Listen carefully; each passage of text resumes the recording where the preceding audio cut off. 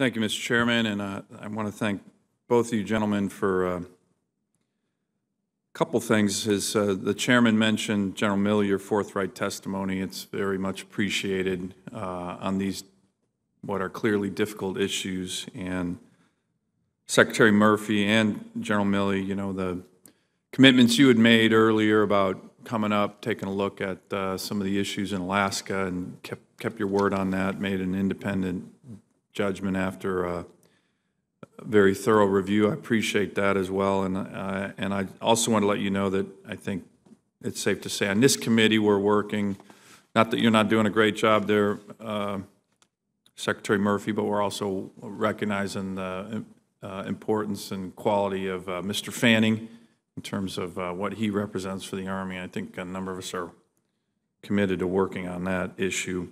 General Milley, I want to go back to your statement in your testimony, which I think is a really big deal.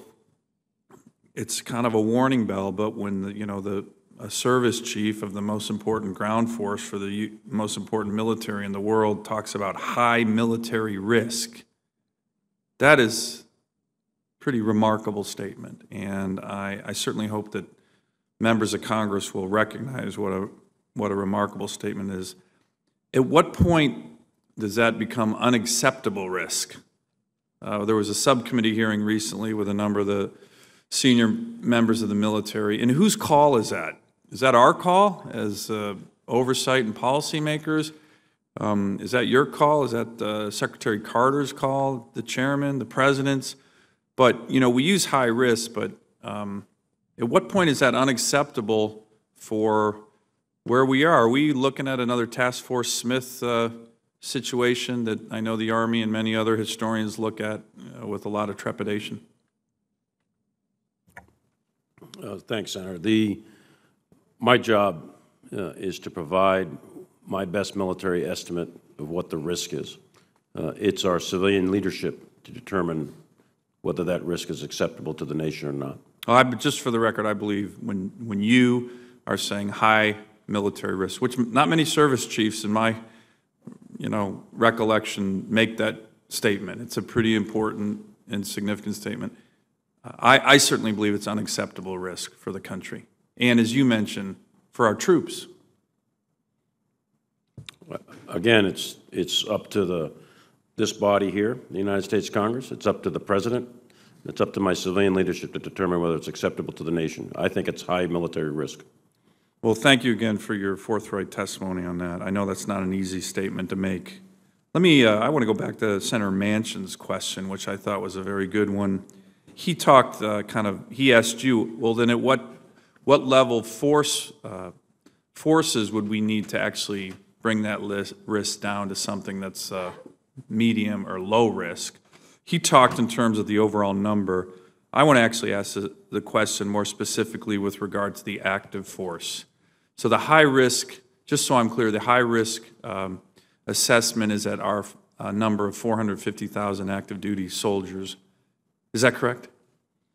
The high risk assessment is based on the total Army, not just the active. Okay. So I base it off the 980 because, and again, it's based on the contingencies of these higher end threats. So the National Guard and the United States Army Reserve are going to play a fundamental role if, in fact, one of those contingencies were to happen. So I based my risk on the total Army, not just the regular Army. Have you looked at the 450 number and what would we need to get to a number on the active force that would bring down that risk? I think, again, a number of us on this committee, bipartisan, believe the 450 number is too small.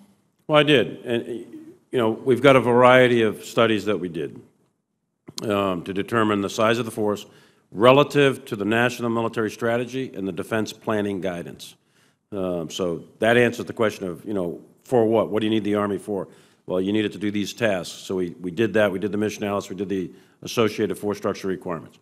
And it's my estimate about a 1.2 million man total Army would be required. Again, the money's not there, so... Do you have that broken down with active? We do. We have it broke down with active Guard and Reserve. Okay. The active piece of that comes out at just a little bit more than 500K or so. But it's not just numbers, of course, and I know you know this, but it's not just numbers. It's the readiness of that force. It's the technological capability of that force.